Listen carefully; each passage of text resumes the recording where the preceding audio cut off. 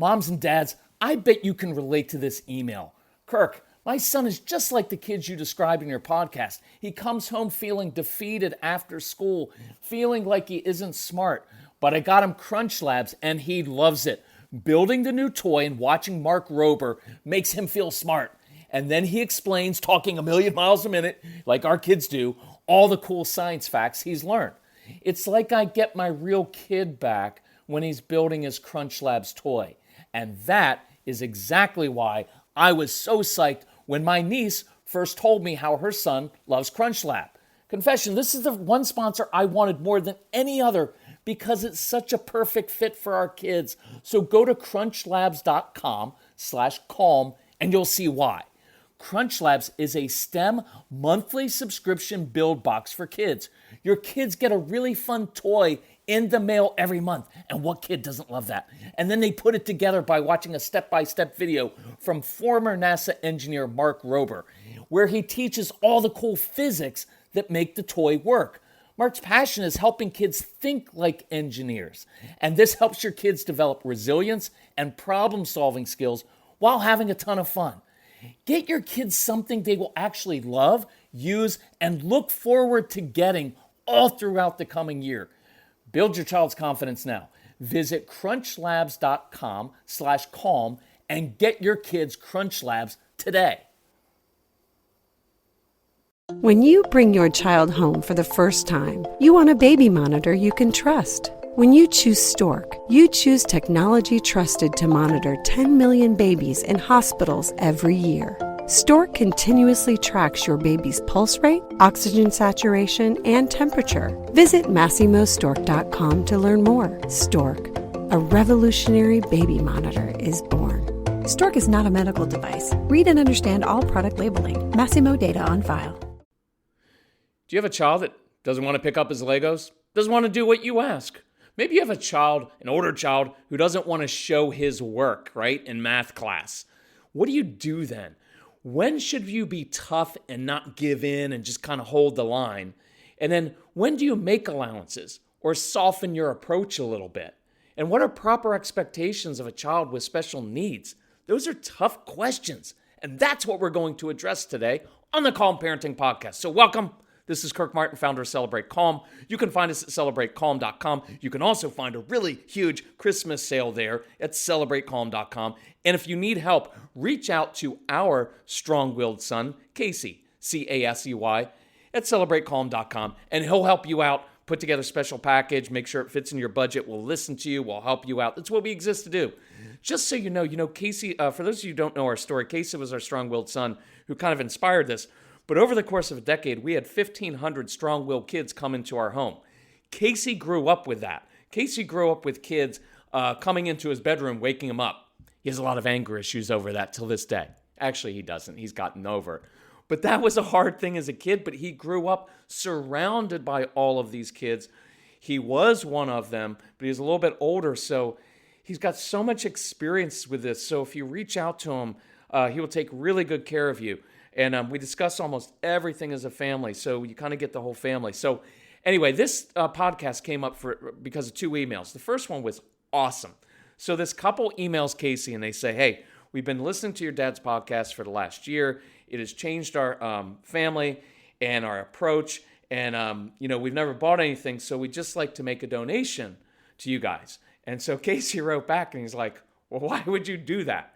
Just, why not? Like, we're here to help you and give you resources in return for that. And so anyway, so they got to get everything packaged and it worked out fine. So they email us follow-up and it was really cool. They said what was really interesting was we'd been doing really, really well, but we hadn't really reckoned with there were many situations where we were diametrically opposed in how we viewed things, but we were being kind of calm with it, so we weren't really wrestling with these things. So they had gotten with everything, you get the No BS. And the No BS package, I love, love, love, love, love, because it'll save a lot of fights or help you kind of work through things. So I asked them, I said, okay, so what were those areas where you guys were kind of struggling? And so I picked out 4. One is this, behavior charts. If you have a toddler, and they're going to start preschool, and you have a strong-willed one, you're going to get calls from the school.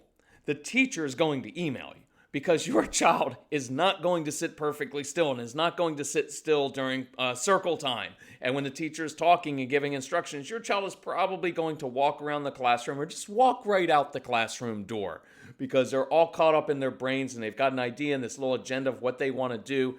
And you're going to be told that your child does not follow directions well and is not listening and doesn't play well with others, which, by the way, your children, don't worry about sharing early on. Kids are not even supposed to begin sharing until they're about age 6. They're just not. But we impose all these grown-up things and all of our own anxiety on our kids of like, oh, he's not sharing. Is he going to be a sociopath? I'm like, no, he's 4, right? Most of you don't share that well either. Okay, if I was like, hey, will you share your iPhone with me for a couple hours? You'd be like, nope, get your own. So don't worry about, so the school's going to want to put your child, use behavior charts. Behavior charts do not work with our kids. They're basically measuring every time you mess up without hoping that the child doesn't want to mess up and is going to respond to consequences and change their behavior. But here's what we know. Your kids don't respond to consequences. And most people don't respond that well to consequences. If consequences work, jails would not be filled. And we would not get in trouble like we all do as human beings. So those red, yellow, and green behavior charts never, ever, ever, ever work, except for the compliant children who don't really need them, who live on green anyway. Your child is just going to get a red report every single day, and that's how we kind of parent at times. With like, well, we just need to lay down the law with this child. Well, look, he's a little guy, okay, or a little girl going into preschool. Here's what will work. Using positive rewards and catching them doing well, noticing every time they make a good decision. With your strong-willed kids, it's going to be giving them challenges, making things harder, letting them do adult kind of jobs or specific jobs in the classroom, saying, oh, I could really use your help, because they love helping out and feeling like they're adults. And we begin to create successes for this child. So instead of the behavior chart marking off every time they do something wrong, I want for 2 weeks for the teacher to send home notes with check marks. So your child coming home saying, Mommy, I got 9 check marks today. And you get to talk about all the good decisions that child made. That will begin to change their brains so they seek the positive intensity, right? So resist the use of behavior charts. Here's one where you're going to fight picking up Legos. So your child, my guess, if you have a strong-willed child, they're going to pour out maybe 9,000 Legos or little things that you're going to step on and you're going to vacuum up. It's going to irritate you and you're going to want them to pick it up. And so your logical approach is going to be, hey, you need to pick up your Legos. Honey, you need to pick up your Legos. And if you don't pick them all up, I'm going to put them in a bag and I'm going to take them to Goodwill and give them to a child who wants them. And many of you are going to have a child who will look at you and say, listen, I wasn't going to pick them up for you, but I will bag them up to give them away. And they'll just call your bluff because they know you'd have a hard time doing that. But they're just not going to pick them up. And here's what you're going to find. You are going to find yourself on your hands and knees picking up these Legos, cursing under your breath because you're actually picking up more Legos than they are, and they're the ones who poured it out. And in your head, you're going to be thinking, but we need to teach this child to be responsible. And then your anxiety is going to kick in. And that's your greatest enemy as a parent, is your own anxiety, because it causes you to project out into the future. And you're going to start to think, well, if my child can't pick up his Legos and learn to be responsible, have personal responsibility at age 4 or 6 or 8 or 14, how's he ever going to be successful in life? It doesn't work that way. That's part of the no BS approach. Is I will try to cut through the clutter and say, no, that doesn't matter, but this does matter, right? No, that doesn't matter. You're worrying about the wrong things. And for many of you, I promise you, because you're good parents and you're conscientious and you love your kids, you will spend their entire childhood worrying about the wrong stuff and neglecting the really important stuff. And that's where it's kind of an advantage I have of being on the back end of this and working with about 1 million families, is to be able to say, no. Don't worry about that part. Worry about and focus on this part, right? Let me do this one really quickly. The showing work. Older kid. Well, I'm not going to show my work. And you're going to be like, well, you have to show your work so your teacher knows how you got the answer right. And your middle schooler especially is going to be like, duh, I pretty much showed my work by getting the answer right. Why would I do the extra work? Well, honey, the teacher's going to want you to show it. And if you don't, you're going to get marked down. And they're going to be like, well, I don't care because grades don't matter in middle school, right? And you're going to scratch your head of like, oh, what am I going to do? But what we should really do is look at that child and say, you know what? That's really good thinking because you've determined that grades don't matter to you right now. And you're right, they really don't matter in middle school all that much. What really matters is the fact that you're learning and that you're curious, right? Not that we're fitting some arbitrary standards. But here's what I love about you. You've learned that doing your work, right, showing your work, why would you do that? Because you already figured, try this sometime. Try acknowledging them instead of fighting them over it all the time. Here's what I know about you. You're really good at doing the math in your head and you see patterns. And so you don't need to go through the steps right now. Now, later on when math gets a little bit tougher, you're going to have to go through the steps and you may need to do that. But right now, yeah, I get why you do that. Because why would you put extra effort into something that you don't have to?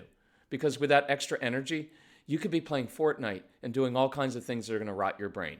Now, I don't say that part, right? But leave out the sarcasm with your kids, but acknowledge the positive parts to them of like, yeah, you're a good thinker. Now, I know you're going to wrestle with that, especially the rule followers and compliant people out there of like, oh, but you should always do your best and you should do that. Why? You don't do your best at everything. You do not. You think back on your day today. Did you do your best at every single thing you put your hand to? No, you didn't. You did your best at the right things and you prioritized. And it is look at it as we fall into these traps of all this arbitrary stuff of like cliches of like, well, you have to do your best at everything. That's just not true, right? And so here's an example. Here's a really good example of what not to focus on. All the cliches. Well, you have to do your best at everything. What you should be focusing on is teaching your child the far more difficult task of prioritizing in life and saying some things are worthy of my time and energy and some things just aren't. And that's wisdom and that's good judgment. And very few people nowadays have that because everything nowadays is like, well, you just have to do what everybody expects you to do. Why? No, I want you to be a good thinker, and I want you to be able to cut against the grain sometimes because sometimes you have to cut against the grain and do what's not popular. And sometimes you need to be able to handle conflict. And instead of trying to convince them of doing this, what if you spent your time teaching them and showing them how to stand up for themselves in a respectful way? I don't want them going into school saying, yeah, my mom pretty much agreed with me and said this is stupid busy work. Duh. Like, you don't want them saying that, and that's not what I'm advocating. But you could teach them how to cut against the grain and how to do things differently without being offensive to people and without being disrespectful. See, that's where I'd rather you spend your time than trying to convince them to do something they're not going to do. Does that make sense? TIAA is on a mission. Why? Because 54% of Black Americans don't have enough savings to retire. So in collaboration with big-name artists like Wyclef Jean, TIAA released Paper Right, new music inspiring a new financial future. With 100% of streaming sales going to a nonprofit that teaches students how to invest. Stream Paper Right now and help close the gap. So let's move on to the second part.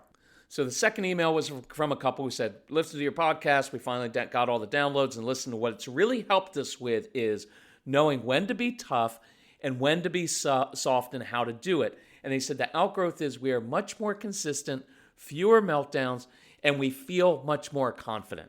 That's partly why we put the stuff together, is so that you can feel confident. You can listen to hours of it at a time and showing multiple situations, multiple different angles of how to handle this. And he said what we found most helpful is you give us scripts, and it's really helped. So good. So here's what I wanted to do based on that couple's emails, give you a couple examples. Let's say your child doesn't want to do something that you asked them to do. Now, if it's a situation where it's just like, well, I just don't feel like doing it, well, that's rational. I just don't feel like doing it. So my response becomes very rational. Well, yeah, okay. So you don't want to do that. Well, here's what I want you to know. That's not the way we roll in our home. So if you're going to take that approach and you think you don't have to do things, well, then that's just the way we're going to do everything. And I'm good with that. And where that comes around is later when they want you to take them to the video game store, their Taekwondo class, or whatever they're doing, or feed them, or do something fun with them. Yeah, that's or give them screen time. Yeah, I don't feel it. That's just not. I just don't want to do it. I just don't want to do it because you establish that's the way we're working, right? And so I can take a very tough approach and say, in another context, and say, no, that's just not the way we roll around here. See, it's even. It's matter of fact. It's concise. There's no talking. There's no getting upset. I can't believe that you would say that. I can't believe you don't listen. When I was a kid, There's no need for all the drama. Stop taking it personally. And you're going to be like, yeah, but they're the child and I'm the adult. And I'm going to say, I know, they're a child. You're the adult. Stop taking it personally. It's just not the way we roll. It's the same like with a tantrum. A tantrum is purely rational. I want the fruit snacks. You won't give it to me. So I'm going to roll on the floor, and I'm going to roll on the floor in a public place in the grocery store so that it embarrasses you. And my approach there is rational because, like, it's just not going to happen. I'll sit on the floor and I'll let them know, look, I'm really cool with your tantrum. I just have 2 rules in my home for tantrums. Number 1 is we do everything with excellence in our home. If you're going to have a tantrum, give me all you got. Wear yourself out. Because my second rule is your tantrums accomplish nothing. Your mood does not change my mood. Your behavior does not determine my behavior. You can throw your tantrum if you don't. It's just not going to work. All I know it's going to happen is you're going to be tired and you're not going to get what you want. See, I can be very tough with that, but I'm not being mean. I'm not yelling at all. I'm in complete control of myself. Now, when I get soft is when, let's say I want to take them to Taekwondo class or they have to go to the doctor's or some new place or participate in a school play, and they start melting down. When I hear it becoming emotional, then I know there's something else to it. And usually the trigger is anxiety. Sometimes they're overwhelmed, but a lot of times it's anxiety about going to new place or doing new experiences. See, that's where I'm not going to take like, you know what, you're going to get your little butt in the car right now because I know you're overwhelmed and you're anxious and you're super emotional, but you're going to go anyway. No, I'm not going to go there then because that's just going to escalate. So when it's emotional, I de-escalate first. How do I do that? Acknowledgement. Oh man, if I were you, I'd be a little bit nervous too. Are you nervous? Stomach a little bit upset? Now I get the acknowledgement. I've softened a little bit. And then I go back to being, hey, I know you're going to like this class. So then I give them tools, like giving them a job to do wherever they go, right? Does that make sense? So let me go through a couple other examples of, I don't want to do my homework. Well, that's not an option. Right? Like I'm not going to try to convince you of it, but that's just not an option. Like the homework's getting done. Chores are going to get done. How you do your schoolwork, oh, that's another matter. See, I will be rigid with this is going to get done. Where I soften and where I'm not rigid is I just don't care how we get it done. You want to do your schoolwork bouncing on an exercise ball? You want me to review vocabulary words while you're jumping on the trampoline? You want to do homework listening to music, sitting underneath the table, out in the car, right at Taco Bell? I don't care. So does that make sense? Let's say a child is kind of talking back to you. The response, you use both in the same conversation. Right? So your child's being defiant, talking back. Then I go with, hey, just want to let you know, that's not going to work in this home. Just want to let you know that's not going to work. Because look, the last 342 times you used that tone with me, remember, you just lost all your stuff. But what I do know is usually when you talk to me like that, you're anxious, you're frustrated, you're upset. So I'm going to go grab some chips. If you want to grab some salsa, I'll come out on the deck. I'll listen to you and help you out. Or listen, I've got to cook dinner, so if you want to come in the kitchen, because I'm creating a little bit of space in between, right? So that we can then calm things down. And I'm inviting them in and saying, listen, talking to me like that, like I'm not going to react to it. I'm not going to get all upset about it because you can talk to me like that, but all that's going to happen is you're going to lose your stuff and you're not going to get what you want, right? A teenager being disrespectful is basically a teenage tantrum. It's the same exact thing as a 4-year-old doing that. And your response is the same thing. It's no on the surface, like that is not going to work for you. But I'll give my energy to problem solving, and I'll show you a different way to handle it, right? If you want to come help me cook dinner, I bet we could problem solve, and I can help you with that, right? So you're able to be tough and soft in the same conversation, but you've de-escalated first and you're always moving toward tools. You're not giving in to them. So let's work on that this week, being tough and being soft, right? So listen to if you have the CDs and the downloads, listen to them, share them with family members, share them during the holidays, share them with teachers, share them with your parents. If you need help knowing how to share them digitally, ask Casey, he'll help you. We want people listening to these because they change families and they change relationships. If you need help, contact Casey at celebratecalm.com and go to the website, take advantage of one of the Christmas sales we've got going on. But if we can help you in any way, email us. This is personal to us. You're not reaching out to a call center somewhere. You're reaching out. Your family is contacting our family, and we really take this seriously, and we really want to take care of you and help you. So reach out. Anyway, thanks for listening. Share the podcast, and we'll talk soon. Love you all. Bye-bye. That was awkward, but I'm going to keep it on here anyway because I'm awkward. Okay, talk to you soon. Bye-bye.